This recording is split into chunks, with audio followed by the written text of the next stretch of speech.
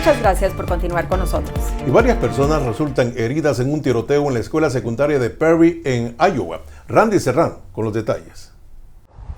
Fue un regreso a clases sangriento para una pequeña comunidad en Iowa. Este jueves un pistolero abrió fuego en una secundaria de Perry en ese estado, dejando a 2 personas heridas y a padres y alumnos con los nervios de punta.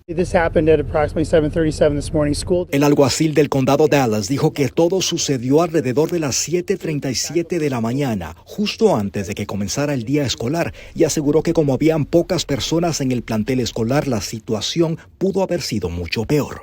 El autor del crimen murió en la escena, según las autoridades, de lo que creen fue una bala autoinfligida. Esta estudiante dijo que al salir de su aula solo vio vidrio y sangre y que al salir a su carro vio cómo sacaban a otra estudiante que había sido herida de bala.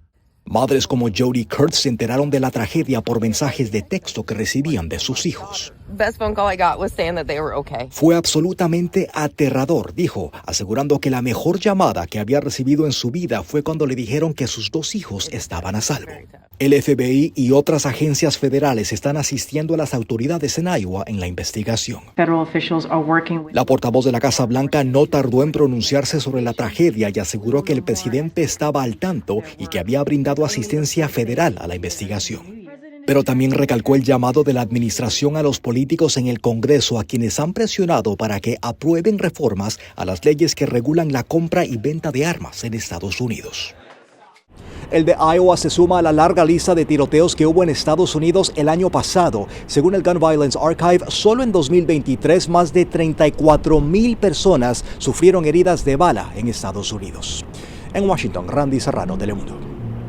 Y en Honduras, listos los fondos para estudios de carretera turística en el Trifinio, fuente turística de los 3 países, Honduras, Guatemala y El Salvador. Estas y otras informaciones de nuestros países.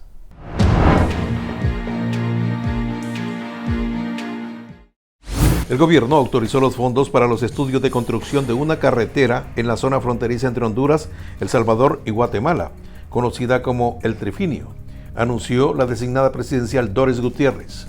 La funcionaria, quien tiene a cargo este plan por la contraparte hondureña, explicó que el dinero de una donación de $3 millones del Banco Centroamericano de Integración Económica, de los cuales $1 millón le corresponde a Honduras. Agregó que el gobierno hondureño ha considerado destinar ese $1 millón para la parte de 10 kilómetros que le corresponden a Honduras, en un total de 46 kilómetros completos de trayecto en los otros 2 países. Una parte de los recursos será para iniciar los estudios del proyecto y otra parte en una planta de tratamiento de agua para la ciudad de Ocotepeque, como parte de los grandes proyectos que se han fijado en su gestión.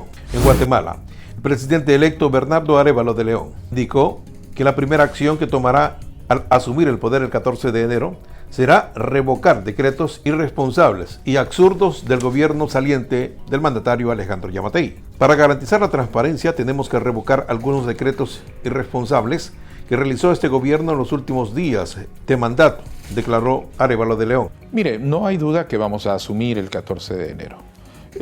Y nosotros tenemos muy claro de que hay el respaldo para el gobierno es amplísimo. A criterio de Arévalo de León, el presidente Yamatei le entregará el poder ejecutivo terriblemente debilitado, porque la corrupción no solo roba el dinero, sino que también atrofia las instituciones. En México, Alicia Bárcena afirmó que está en contacto con los países de origen de los 31 migrantes secuestrados y rescatados en la frontera norte de México, es decir, de Colombia, Ecuador, Honduras y Venezuela. La Secretaría de Relaciones Exteriores mantiene comunicación con los países de origen, brindando seguimiento y apoyo integral en cada caso, sostuvo Bárcena en la red social X. Momentos antes, el gobierno de México informó el rescate de 31 migrantes que estaban secuestrados de un grupo armado desde el pasado sábado en el estado de Tamaulipas, en la frontera con Estados Unidos. Y en Venezuela, el gobierno acusó a la justicia argentina de someterse a intereses de los Estados Unidos tras ordenar el decomiso del avión venezolano iraní retenido en Buenos Aires desde junio del 2022 y solicitado por la nación norteamericana. En un comunicado, el ejecutivo de Nicolás Maduro condenó de manera categórica la decisión servil a intereses imperiales tomada por el juez federal argentino Federico Villena, que intenta asumir el robo de la aeronave secuestrada en el aeropuerto de Ezeiza de Buenos Aires. Las noticias internacionales son traídas a ustedes por Orleans Furniture, la mueblería oficial de los latinos. Así está el mundo en otros países. Nos vamos a la pausa y regresando le traemos la información de los deportes y también le tendremos el pronóstico del tiempo. No se vaya. Y para mañana estamos vigilando el paso de tormentas con carácter severo a lo largo de nuestra región. Les voy a traer más detalles al regresar en el pronóstico del tiempo.